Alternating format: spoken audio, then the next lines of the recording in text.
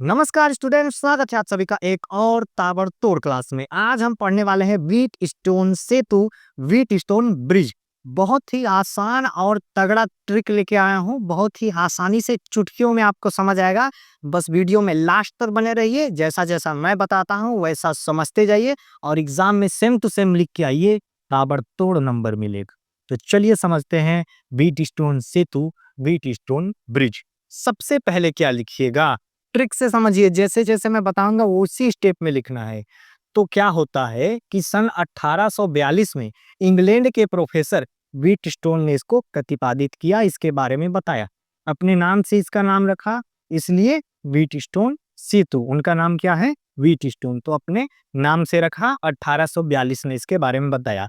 इसका उपयोग क्या है? चालक का प्रतिरोध ज्ञात करने के लिए इसका उपयोग किया जाता है। अब सिद्धांत में क्या लिखिएगा, रटना नहीं है, पूरा लिख के छाप सकता था मैं, लेकिन बताते जाऊंगा, उसको समझते जाइए। वही आपको सिद्धांत में लिखना है।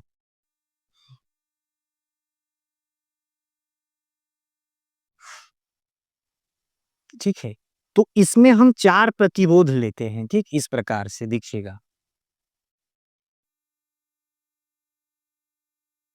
ये हो गया पहला प्रतिरोध। ठीक, ये ले लेंगे हम दूसरा प्रतिरोध। ठीक, ये ले लेंगे हम तीसरा प्रतिरोध। ये ले लेंगे चौथा प्रतिरोध। और इसको चतुर्भुज के भुजाओं से जोड़ते हैं। जैसे मान लीजिए इसको ऐसे जोड़ दिए, इसको यहां से ऐसे जोड़ दिए। ठीक, इसको यहां से ऐसे जोड़ दिए, इसको यहां से ऐसे जोड़ दिए, तो देखिए चतुर्भुजाकार बन गया। ऐसे एक चतुर्भुज जैसा आपको दिखाई दे रहा है कि नहीं? ये हो गया। इसको ऐसे पलट दूं तो क्या बन जाएगा? चतुर्भुज। तो चतुर्भुज के भुजाओं से इन प्रतिरोधों को जोड़ दिए, पी क्यू आर एस। ठीक, इसका नाम पी क्यू आर एस, ऐसे प्रतिरोधों का नाम दे दिए। ठीक, अब देखिए, जो चतुर्भुज होता है उसका विकर्ण होता है ये हो गया एक ठो विकर्ण, और ये हो गया एक ठो विकर्ण। तो इसके विकर्ण से धारा मापी यानी गैल्वेनोमीटर को हम जोड़ देते हैं एक विकर्ण से। तो ऐसे एक विकर्ण से हम क्या जोड़ देते हैं? धारा मापी। और इस धारा मापी का प्रतिरोध भी ले लीजिए। क्या है इसका प्रतिरोध? जी मान लीजिए। जैसे इन चारों का प्रतिरोध क्या है? पी क्यू आर एस, वैसे धारा मापी का प्रतिरोध क्या है? जी। ठीक, अब ये एक विकर्ण से किसको जोड़ दिए? धारा मापी को जोड़ दीजिए। ठीक, यहाँ से स्विच लगा देंगे ऐसे, ये। ठीक, तो क्या होता है, और दूसरे विकर्ण को हम किससे जोड़ देते हैं? विद्युत स्रोत से जोड़ देते हैं, विद्युत स्रोत ई से। तो इस प्रकार से जोड़ दीजिए, आराम से समझिए। विद्युत स्रोत किससे जोड़ देते? ई से। ठीक, इसको मिटा रहा हूं।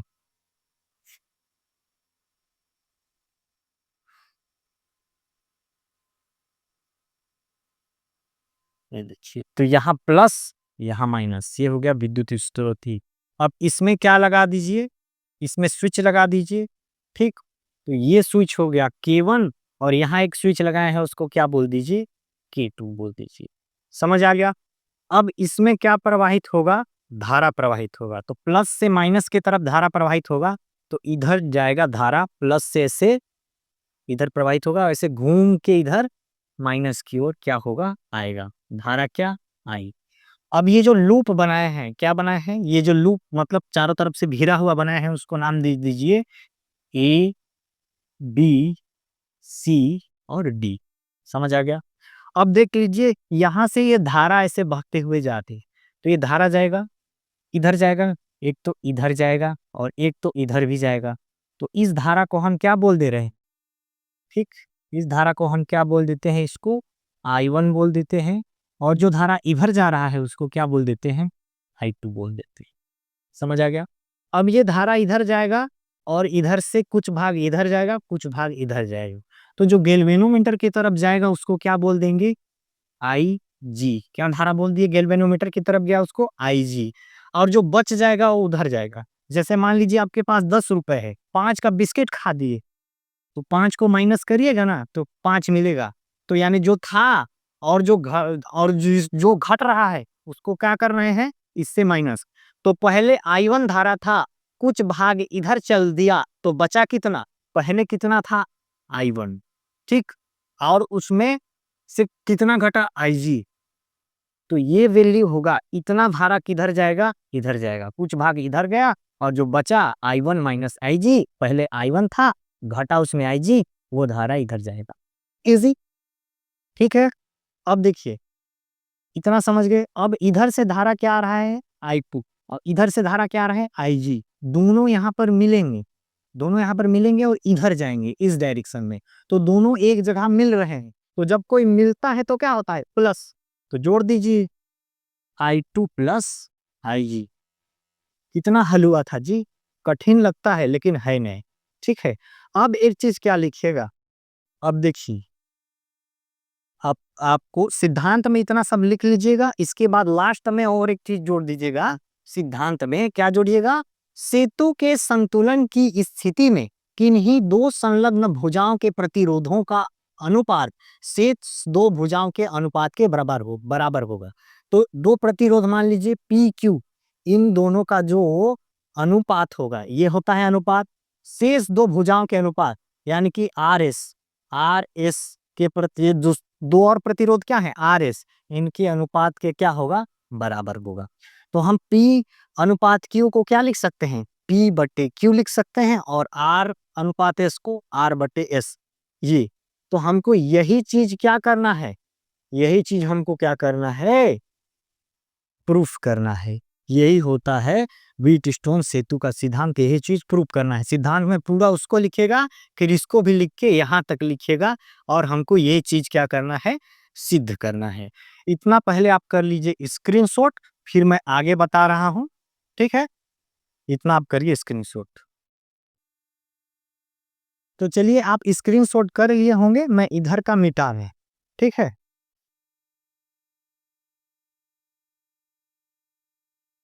इस चीज को मैं साइड में लिख देता हूं, ये ज्ञात करना है हमको, क्या प्रूफ करना है, P by Q is equal to R by S. ये हमको क्या करना है, प्रूफ करना है। बाकी ये जो सिद्धांत है उसको मिटा था। चलिए अब आगे देखते हैं, ये समझ आ गया। देखिए एक चीज लिखिएगा, संतुलन की स्थिति में, संतुलन की किसमें, स्थिति में, स्थिति में, संतुलन के स्थिति में ये जो गैल्वेनोमीटर में जो धारा प्रवाहित हो रहा है IG, उसका वैल्यू क्या होता है, 0 होता है। इतना लिखेगा। तब लूप, लूप मतलब जो बंद लूप होता है, जैसे पहला लूप ए वाला है और दूसरा लूप इधर वाले, तो पहला लूप है ए बी डी ए, तब प्रथम लूप है ना, तब प्रथम बंद लूप ही थे या बंद पास, बंद लूप कौन सा है, बंद लूप पहला है ए बी डी ए में, किसके नियम से, किरचॉफ के नियम से। किरचॉफ के बंद लूप का नियम पढ़े थे ना, किरचॉफ के नियम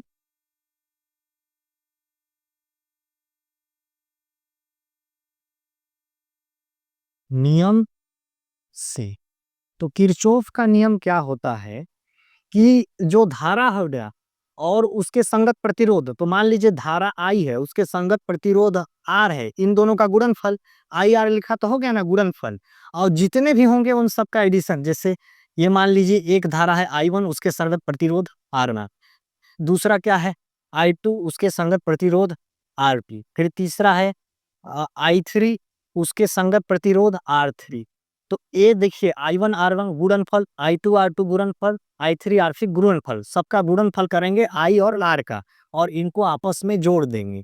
तो ये किसके बराबर होगा, उसके अंदर जो विद्युत वाहक बल का योग है उसके बराबर होगा। तो पहला विद्युत वाहक बल E1, दूसरा E2, तीसरा E3, इनके योग के बराबर होगा ये चीज। तो हम इसको कैसे एक बार में लिख देते थे, IR और यहाँ क्या लगा देते थे, समीशन, और इस सब को एक ही बार क्या लिख देते थे, E और समीशन। एडिशन के लिए, जोड़ के लिए ही हम समीशन लगाते हैं। तो ये था किरचॉफ का नियम। तो यही नियम आप यहाँ पुट करिए।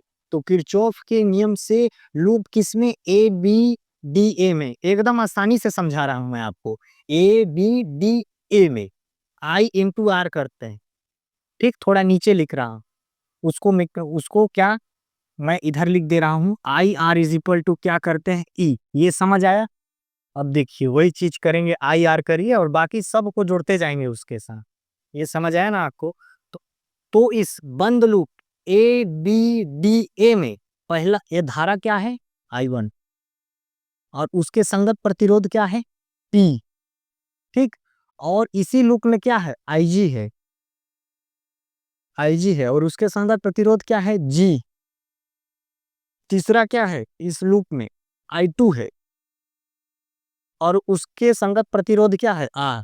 इतना समझ आया, इन सबको जोड़ देते थे तो देखिए इसका डायरेक्शन इधर है और इसका डायरेक्शन इधर है और कुछ भाग इधर जाएगा, मतलब I1 का डायरेक्शन क्या है, इधर है, और IG का भी डायरेक्शन इधर है। I इधर से जाके इधर जाएगा ना, कुछ भाग इधर जाएगा, कुछ भाग इधर है, मतलब I का डायरेक्शन भी इधर है और IG का डायरेक्शन भी इधर है, तो दोनों आपस में क्या होंगे, प्लस होंगे। लेकिन I1 इधर से ऐसे आएगा और I2 इधर से ऐसे उसी के तरफ जाएगा, मतलब उसके विपरीत दिशा में जा रहा है, तो क्या हो जाएगा, माइनस। और जितने भी विद्युत वाहक बल हैं उसके बराबर होता है, तो इसमें कोई विद्युत वाहक बल नहीं है, तो क्या हो जाएगा, 0। लेकिन आप देख सकते हैं संतुलन की स्थिति में चूंकि क्या है, IG इक्वल टू क्या है, 0 है, IG इक्वल टू 0 है, तो ये पूरा टर्म क्या हो जाएगा, 0 हो जाएगा। तो हमारे पास क्या बचा, I1P minus I2R is equal to G। तो हम इसको कैसे लिख सकते हैं, I1P और ये माइनस वाला इधर जाएगा तो प्लस हो जाएगा, क्या हो जाएगा, I2R। इसको इक्वेशन 1 मानिए। इतना स्क्रीनशॉट करिए, मैं चौक थोड़ा चेंज कर लेता। इतना समझ आया, अब चलिए आगे देखते हैं, ठीक। हमको क्या प्रूफ करना है, इसको लिख देता हूं, PQ is equal to R upon S, ठीक है, ये लाना है, तो ये हो गया। तो प्रथम लूप ले लिए, तब तथा क्या लिखेगा, तथा कौन से लूप, द्वितीय लूप, द्वितीय बंद लूप, कौन सा है, द्वितीय बंद लूप, देखिए क्या है, BCDB, क्या हो जाएगा, BCDB में किरचॉफ के नियम से, किरचॉफ का बंद लूप का नियम लगाएंगे, है ना, क्योंकि बंद लूप है, किरचॉफ के नियम से या बंद लूप के नियम से लिख दीजिएगा, किरचॉफ के नियम से या किरचॉफ के बंद लूप के नियम से क्या हो जाएगा, धारा गुणित प्रतिरोध करिए, तो क्या है धारा यहाँ पर, I1 माइनस IG, तो क्या है, पहली धारा है I1 माइनस IG, उसके संगत प्रतिरोध क्या है, Q, ठीक।